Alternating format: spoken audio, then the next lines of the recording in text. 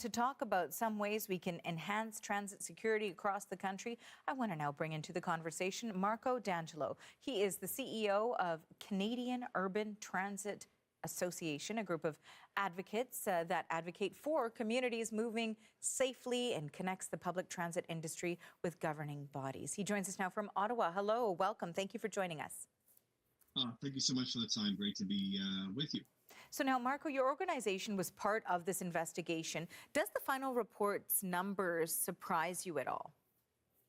Well, so much changed in society from looking at when the report started in terms of collecting stats in 2016 through to 2024, whether that was through fentanyl arriving in greater numbers in our country, the pandemic that isolated so many, and then coming out of the pandemic with the cost of housing rising, the cost of living rising, and more folks finding themselves on the edges of society. And transit is a microcosm of the cities that we serve across Canada. And so you sort of touched on what might be behind these numbers. I want to maybe dig a little bit deeper into that, maybe some specifics. We noticed that violent crime, you've touched on this, hasn't gone down to pre-pandemic levels in most big cities like Toronto and Calgary. What do you think are some of the other factors behind this? Well, I mean, there's so many. As transit is a nexus to connect people with their communities, it's a space where folks congregate, whether that was during the pandemic where it was fare free and folks found refuge when there was nowhere else to be. After the pandemic and coming out of it, the amount of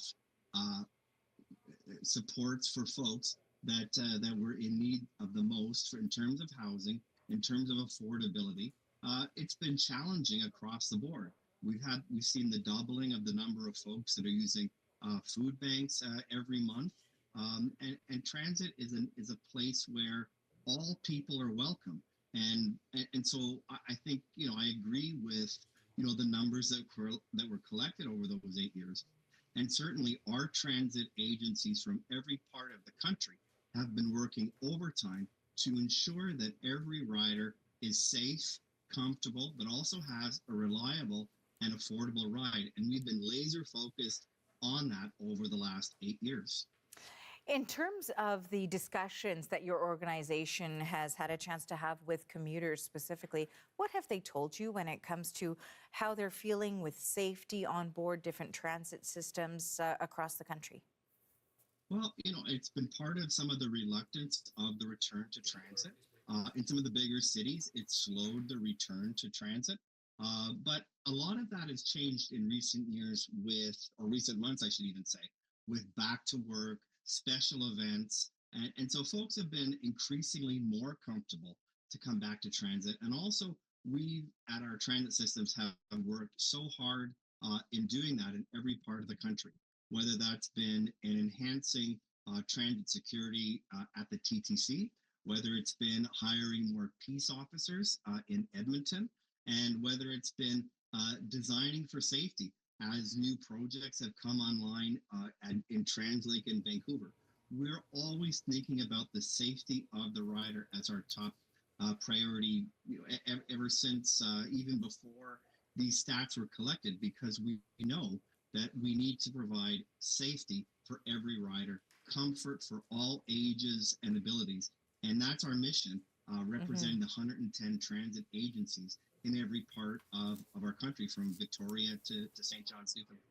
While safety might, of course, be the priority to ensure that people feel okay and safe and secure as they use all of these different transit hubs that we have across the country, certainly anecdotally online, you'll see a lot of people that say some of the resources that are being put into place, transit officers, etc., that they appear to be enforcing more fair enforcement to make sure people are paying rather than making sure that people feel safe. What do you say to criticisms like that? Well, what I say is that our transit agencies had a number of plans that have been before the federal government through the Canadian Public Transit Fund, which in the federal budget of a few weeks ago, has been moved into a larger Building Canada Strong Fund that currently doesn't have enough that's dedicated to transit.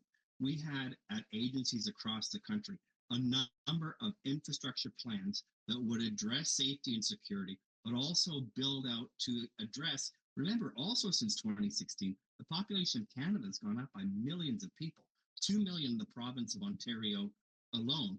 And so we had these projects that were ready to go on April 1, 2026. But in the federal budget that just was released, we're not sure if those projects will be able to get funded by the federal government on April 1, 2026. And these aren't shovel-ready projects. These are projects that are midway built where the federal government has commitments to be there. And the last thing we want to do is to compromise providing accessibility, providing safety, and providing reliability as we build out our cities. And it's really important.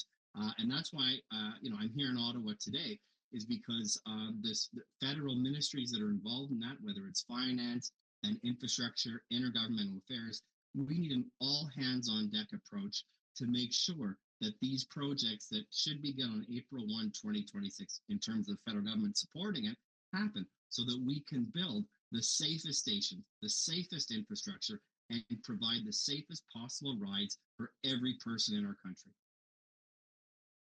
For your time today. That is Marco D'Angelo, CEO of the Canadian Urban Transit Association in Ottawa. Thanks.